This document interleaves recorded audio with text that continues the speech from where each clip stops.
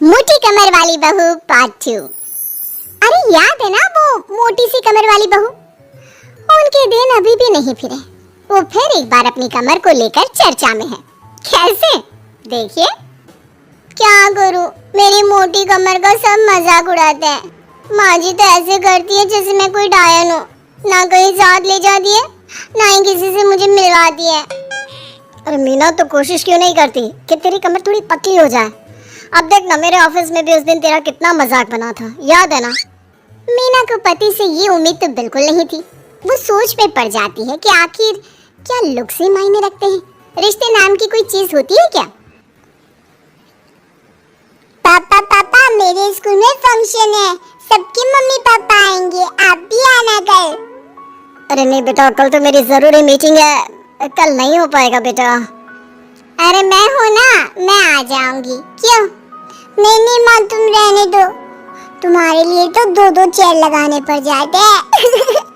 और ऊपर से सब तुम्हारा मजाक बनाते हैं। ना बाबा ना, मेरे स्कूल में तो आना ही मत। मीना का दिल तो ये सोचकर और छोटा हो जाता है। वो किचन में जाती है और खाना बनाने लग जाती है। खाना बनाते बनाते उसे मुन्ने के जोर से रोने की आवाज आती है। क्या हो गया मेरे बेटे को? मेरा बच्चा गिर गया है। कितनी बार कहा है कि भागा दौड़ी ना किया कर। मीना जल्दी से बच्चे को उठाती है, उसे कमरे में ले जाती है और सुला देती है। माँ, कल मैं गिर गया था तो किसी ने मुझे नहीं उठाया, सब मुझे डांट रहे थे, लेकिन तुमने मुझे उठाकर यहाँ बेड पर लिटाया और रात भर तेरी कमर में मालिश भी करती रही। तभी तो मैं आज स्कूल के फंक्शन में जा रहा हूँ, मैं तो कैसे जाता। अच्छा माँ, मैं जा रहा हूँ। बेटा स्कूल चला जाता है। उधर सास, बहू वो क्या है ना, आज मैंने घर में कीर्तन रखा है। तेरी कमर के कारण मैंने सबको बोल दिया है कि तुम मायके गई है। तू जानती है ना कैसे तेरा मजाक बनाते हैं सभी। बहू कुछ नहीं कहती। पर माँ जी, कीर्तन में बैठने का तो मेरा भी मन था। हाँ तो किसी और शहर चली जाना जहाँ तुझे कोई जानता ना हो, वहीं किसी मंदिर में बैठ कर ले लेना हरि का नाम। अच्छा जा, जल्दी से काम पर लग जा। मीना को सास की बात पर रोना आता है, लेकिन देखिए किया भी क्या जा सकता है। हमारे यहाँ तो ये रिवाज है ना, जिसका चेहरा अच्छा वो राजा, नहीं तो सब रंग। घर में औरतें आने लगती है, सब एक एक कर कीर्तन में बैठ जाती हैं। अरे मुन्ना जाता, किचन में मैंने प्रसाद बना कर रखा है, ले आ। अरे क्या क्या कर लेती हो बहन जी, एक तुम्हारी बहू है बस कमर का कमरा बनाए बैठी है। ये नहीं कि ससुराल में रहकर काम काज निपटाए, जब देखो तब मायके की हवा खाने पहुंची रहती है। तभी तो उससे कहती है, मैंने तो घर में मना कर दिया था कि कोई खाना नहीं खाना, बहन जी के घर कीर्तन है, मैं सबका खाना लेकर आऊंगी।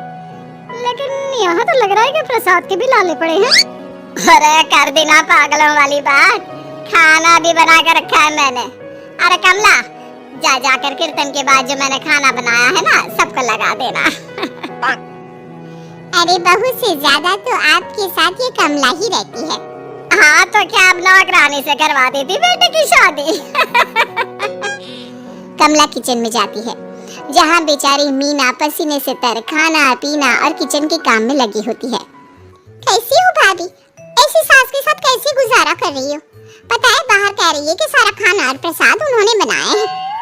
अरे कोई बात नहीं ना कमला, वो क्या है ना, मेरी कमर मोटी है, इसलिए वो मुझे किसी के सामने नहीं ले जा सकती हैं। अरे तो मैं कौन सी सुस्मिता सेन हूँ, लेकिन देखो मेरी सास मुझे कितने गर्व से मिलाती है सभी से। देखो मीना भाभी, आपको सबने ये बता रखा है कि आप अच्छी नहीं हो, सुंदर नहीं हो, लेकिन बात ये कि आपका चेहरा इतना प्यारा है कि क्या कहूँ।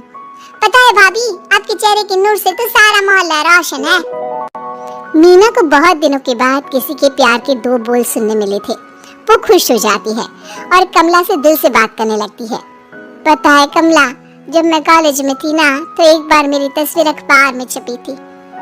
मैं फूलों की प्रदर्शनी देखने गई थी, तो वहाँ किसी ने फूल के साथ मेरी फोटो खींची थी और लिखा था फूल से भी सुंदर।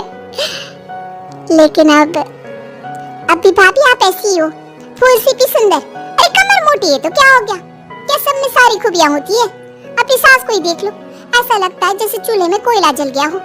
भैया भी माना पतले हैं, लेकिन है तो माँ की तरह काले ही ना। वो तो भला हो भगवान का कि मुन्ना आ पर गया है, गोरा और सुंदर। मीना को कमला की बात समझ में आ रही थी। पहली बार किसी ने उससे अच्छे से बात की थी तो उसे रोना आ जाता है। भाभी एक काम करो ना, कुछ दिनों के लिए मायके होकर आओ। यहाँ तो ना भैया को आपकी कदर है ना ही सास को, और बेटा भी आपको इन लोगों के कहने पर दूर ही रखता है। मीना को कमला की बात ठीक लगती है।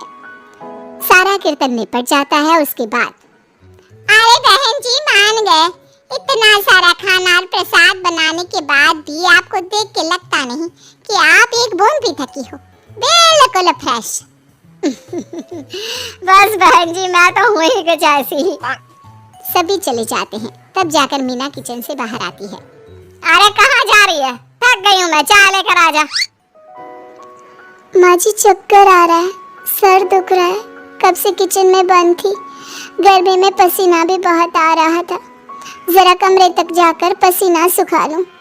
अरे तो होती ना कम से कम की मालकिन, बिठा देती मैं सबके सामने, अब क्या आपने बेइज्जती कराती। बस माँ जी मैं तंग आ गई हूँ, मैं अपने मायके जा रही हूँ। जब मेरा होना आप लोगों को इतना अखरता है तो मैं क्यों यहाँ रहूं, क्यों ना मैं माँ के पास जाकर आराम ही करूं। तभी वहाँ पति आ जाता है। देखो ऐसा नहीं है, लेकिन हाँ कुछ दिनों के लिए तुम जाना चाहती हो तो हो आओ, लेकिन यहाँ हम सबको तुम्हारी जरूरत है। मीना पति की इजाजत के बाद मायके जाती है, लेकिन वहाँ भी भाभी। अरे मीना दीदी आज ही आना था क्या आपको? आज तो मेरे मायके वाले आ रहे हैं। दीदी आपकी कमर का मजाक फिर बनाएंगे वो लोग। अरे मीना एक फोन तो कर देती आने से पहले। अरे मीना क्या हाल बना रखा है शरीर का, कितनी प्यारी बच्ची थी हमारी, क्या हाल कर लिया। मीना को दुख होता है। वो घर के अंदर जाती है जहाँ दीदी आप तो दलिया लेंगी ना, सबके लिए वैसे आलू के पराठे बने हैं। मैं जानती हूँ आपके फेवरेट हैं आलू के पराठे, लेकिन अब आपका शरीर ऐसा है कि आप तो दलिया ही खाओ। मीना को समझ में नहीं आ रहा था कि ये क्या हो रहा है। हर कोई जो अपना है वो क्यों उससे ऐसा व्यवहार कर रहा है। मीना दुखी होकर पास में रहने वाली अपनी सहेली के घर जाती है। सहेली का पति बोल पड़ता है, अरे ये कौन है, कौन है ये? मुझे इसी की तो तलाश थी। मीना उसके पति के इस तरह के रिएक्शन से परेशान होकर वापस जा रही होती है कि अरे मीना बिना मिले ही जा रही हो? ये तुम्हारे पति है ना, ऐसे कैसे चिल्ला रहे हैं मुझे देखकर? पता नहीं क्यों जी, मेरी सहेली को देखकर क्यों चिल्ला रहे हो? अरे रीना मेरी फिल्म की हीरोइन मिल गई, यही तो है वो लड़की, प्यारी सी सुंदर सी मोटी कमर वाली। अरे हाँ मीना तो बिल्कुल उस लड़की जैसी है जो आपकी फिल्म की कहानी है। ये क्या बोले जा रहे हो तुम लोग? मीना मेरे पति बहुत बड़ी फिल्म की डायरेक्टर है, पता है ना तुम्हें? और मैं एक बहुत बड़ी फिल्म बना रहा हूँ शाहरुख खान के साथ। मैं चाहता हूँ कि तुम उसकी हीरोइन बनो। हाँ मीना हाँ प्लीज ना मत कहना, और इसके लिए तुम्हें करोड़ों रुपए भी मिलेंगे। मीना मन में सोचती है कि जो दुनिया उसे मोटा और भद्दा कहती थी उसे जवाब देने का यही एक रास्ता है। मीना फिल्म में काम करने के लिए हाँ कर देती है और फिर सारे शहर में मीना की फोटो शाहरुख खान के साथ लग जाती है।